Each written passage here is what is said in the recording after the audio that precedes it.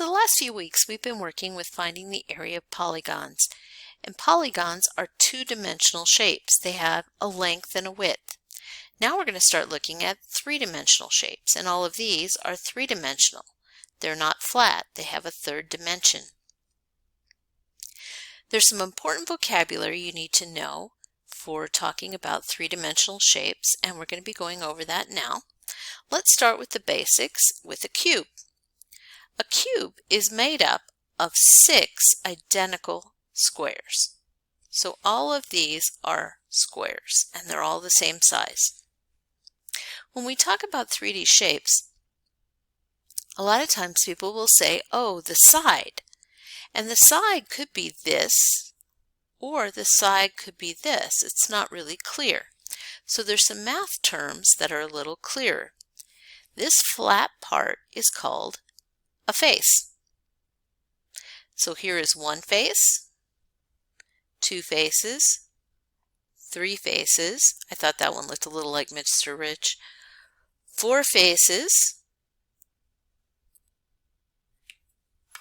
5 faces, and we even have a 6th face with a mullet.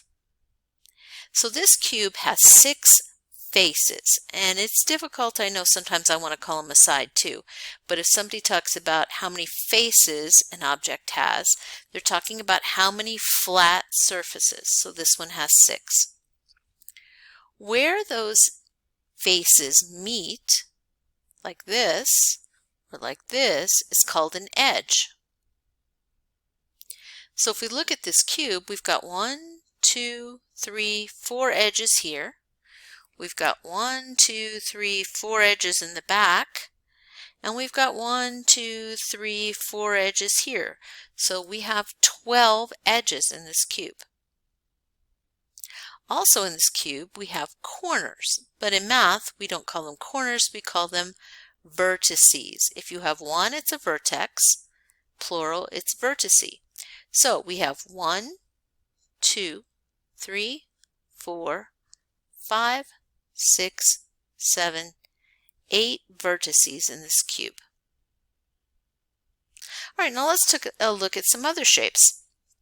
Looking at this one, when we have a prism always has to have identical parallel bases. And you could think of the bases as the top and the bottom. Like this has a triangle and a triangle that are the same size and they're parallel. But it could be this way. It could be that the bases are on the ends. Just depends which way the object is turned. We always name our prisms for their bases. So this has a triangle as a base, so this is called a triangular prism. And this triangular prism has 1, 2, 3, 4, 5 faces. If we look at the edges, it's got 1, 2, 3, 4, 5, 6, 7, 8, 9. 9 edges. And corners or vertices, we've got 1, 2, 3, and 1, 2, 3. So we've got 6 vertices in this triangular prism. This prism is a little more complicated. If you look at the base of this prism, it has 6 sides or 6 edges. So this is a hexagonal prism. And the hexagonal prism would have 6 faces, and then one on the top and one on the bottom for a total of 8 faces in our hexagonal prism. If you think about the corners or the vertices, 1, 2, 3, 4, 5, 6, and 6 on the bottom, so 12 vertices. If you think about the edges, we've got 6 on the top, 6 on the bottom, and 6 around. So this has 18 edges. Hopefully you're getting more used to the terms of edges and face and vertices. Let's take a look at this shape. Well, it's made up of polygons. Do you see bases? So is this a prism? Oh, this is actually a pyramid. It does have identical triangles, but those triangles are not parallel to each other, so this is not a prism. Let's look at this one, this shape.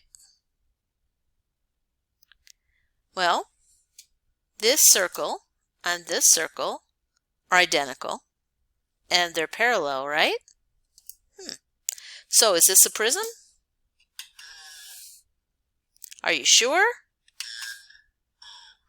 It's not a prism because it's not made up of polygons. Circles are not polygons. This is a cylinder, it's a 3D object, but it is not a prism. So hopefully that gets you straight on the vocabulary that you... So let's do a little checkup.